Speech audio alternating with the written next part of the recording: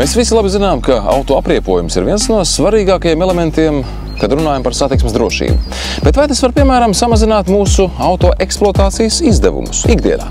Šī un arī citas vērtīgas atziņas turpmākajās Tavs Auto TV minūtēs. Vai kvalitatīvs auto apriepojums spēj samazināt degvielas patēriņu? Protams, ka degvielas patēriņš ir vistiešākajā veidā saistīts ar rites pretestību. Un jo mazāk ir rites pretestība, jo mazāks būs degvielas patēriņš. To var redzēt uz Eiropas šī marķējuma riepa, kur ir attiecīgi A, B, C kategorijas, bet te vienmēr vajadzētu uzmanīties. Ļoti bieži ir tā, ka daži ražotāji, kur varbūt tās nevisai nopietni attiecās pret šo marķējuma piešķiršanu, jo tas ir katram jādara pašam savās laboratorijās. Premium ražotāji parasti skatās tā, ja kādai riepai šis marķējums ir ļoti tuvu robežai, tad labāk piešķir zemāku marķējumu klasi, lai nebūtu tāda situācija, ka tomēr kaut kur riepa neatbilst šim norādījumam. Vai eksistē arī tāda klasifikācija kā ekoriepas?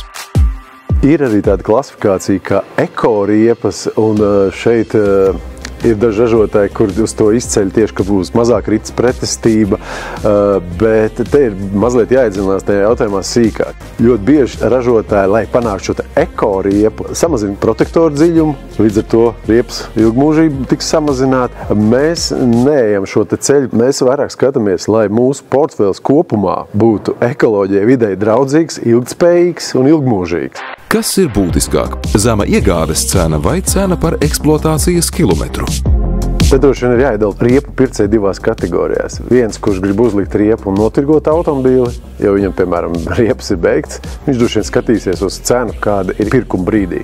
Ja mēs riepas iegādājamies savai lietošanai, viennozīmīgi ir vērts skatīties uz kilometru izmaksām. Pēdējos gados jau vācu lielie autožurnāli testējot rēķina šo te prognozēto nobraukumu. Viņi no sākuma izbrauc kaut kādus kilometrus un pēc tam rēķina līdz minimālam protektoru atlikumam. Un tur nu var redzēt ļoti dažādus rezultātus šim te nobraukumam. Un, piemēram, autobildu piemērs uzskatām parāda, cik milzīgas atšķirības var būt.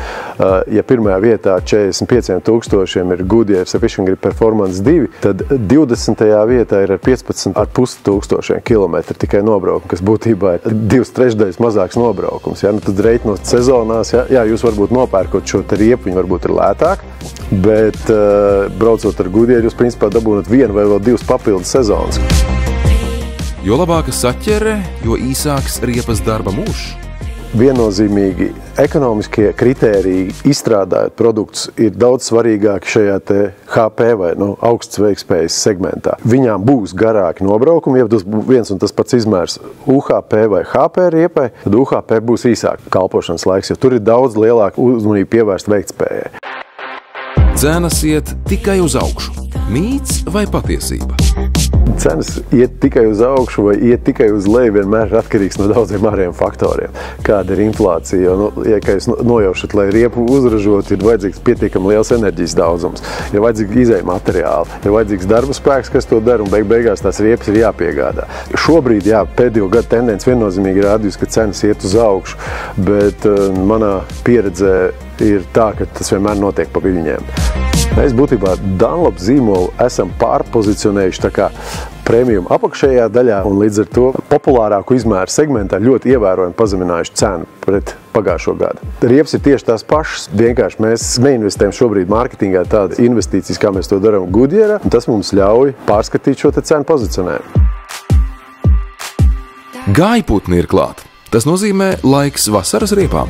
Gājputni ir jau liela daļa atlidojusi un varētu vilkt paralēlis ar riepu maiņu, bet es vienmēr iesaku skatīties uz gaisa temperatūru tajā dienas periodā, kurā jūs to automobīli visintensīvāk izmantojat. Ja braucat agrās rīta stundās, skatieties, vai gaisa vidējā temperatūra jau ir sasniegusi tajā periodā +7 grādi, tad ir īstais laiks mainīt riepas. Ja pa dienu uzsilst līdz tiem 7 vai vairāk, bet tajā jūsu braukšanas periodā viņi ir zemāk, nesteidzieties, jo pavasarī būtībā ar riepu nomaiņu neko nevar nokavēt, var tikai pārsteigties.